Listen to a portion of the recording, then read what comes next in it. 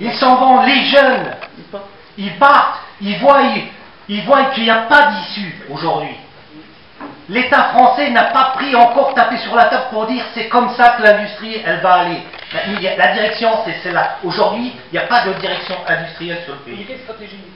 Comment on fait ça? Comment on obtient ça? Comment on obtient l'ouverture de Haut-Fourneau? Tu peux toujours donner l'ouverture de Haut-Fourneau. Il faut bien à un moment donné que tu sois suffisamment fort pour que les tirs tirent où? Alors aujourd'hui, un entrepreneur comme Mittal, aujourd'hui, a le droit de casser notre outil industriel. Mais tu vas le voir, va le voir à ce moment-là. Ulcos, c'est dans combien de temps, monsieur? La décision, c'est dans 2 mois. Le démarrage des Hauts-Fourneaux.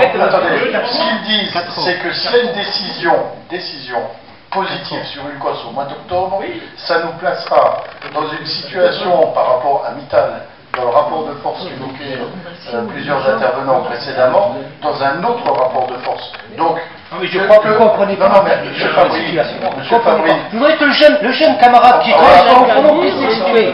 On va lui passer la parole, mais l'urgence, c'est et Ulcos, et bien sûr d'exiger le redémarrage. Non, d'abord le redémarrage. Il faut les deux en même temps. Le redémarrage. Ça va dans le même sens. Je ne vois pas pourquoi vous opposez les deux. Je n'oppose rien du tout. On revendique le redémarrage de notre... Monsieur Fabry, je passe la parole à votre jeune collègue, mais il est clair qu'il ne peut pas y avoir Ulcos s'il n'y a pas d'outils, évidemment. Excusez d'interrompre. En fait, voilà, je vais prendre la parole parce que je suis un jeune, et il y a beaucoup de jeunes dans la salle qui peut-être voilà, sont un peu comme moi. Ce qu'on voit, c'est que, en fait, quand on entend votre discours, il y a deux choses. Il y a Ulcos et un repreneur, en tous les cas, potentiel. Alors moi, ce que je voudrais, c'est rebondir déjà sur Ulcos. Donc, voilà, 8e rang au niveau européen. Donc, voilà, je veux dire, si on mouille pas le maillot maintenant, je veux dire, une chose est sûre, c'est que de passer de 8e à la 3e place, on n'aura jamais. Le lobbying, le mot anglais qui se dit partout, aujourd'hui, il n'y en a pas, et c'est pas Mittal qui va le faire. On a l'impression, en tous les cas, c'est pas Mittal qui va le faire. Donc, à un moment, il faut interpeller, voilà, les élus, c'est sûr, mais nous, pour la CGT, là, vous dites, oui, voilà, il faut défendre le projet Ulcos, on est dedans, on va mouiller le maillot, on vous soutient, on va se mobiliser, et puis voilà. Mais s'il n'y a pas Ulcos, qu'est-ce qu'on fait? Il faut savoir que Ulcos, déjà, si c'est mis en place, en tous les cas, si la décision est positive, pour octobre, pour la mise en place du COS, il faut attendre 3 ans. Qu'est-ce qu'on va faire pendant 3 ans?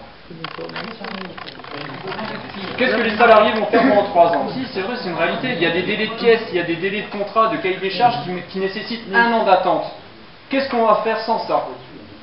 Donc par rapport à ça, juste par rapport à ça, voilà, qu'est-ce qu'on va faire pendant 3 ans? Qu'est-ce qu'on fait si la décision est négative? C'est une fin en soi? On ferme la boutique? Je sais pas. Donc là, on partirait sur le repreneur potentiel.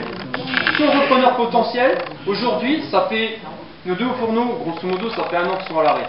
Je suis hauts-fourniste, je connais mon métier, vous connaissez certainement le vôtre, moi je connais mon métier. Aujourd'hui, l'outil est dégradé. On a passé un hiver, l'outil est dégradé. Aujourd'hui, il n'y a pas de maintenance. On a des vigies avec des effectifs étriqués. On est fiers de notre outil, on le voit se dégrader à vue d'œil. Aujourd'hui, les compétences internes sont pour la malle. On a les cadres, les étames, qui sont ventilés déjà vers d'autres entités qui fonctionnent, elles. La Coquerie, Sainte-Agathe, et puis bien sûr, les jeunes comme moi qui partent, l'Eldorado du Luxembourg. Ça, c'est une réalité aujourd'hui, monsieur. Troisième chose, nos prestataires, il n'y en a plus.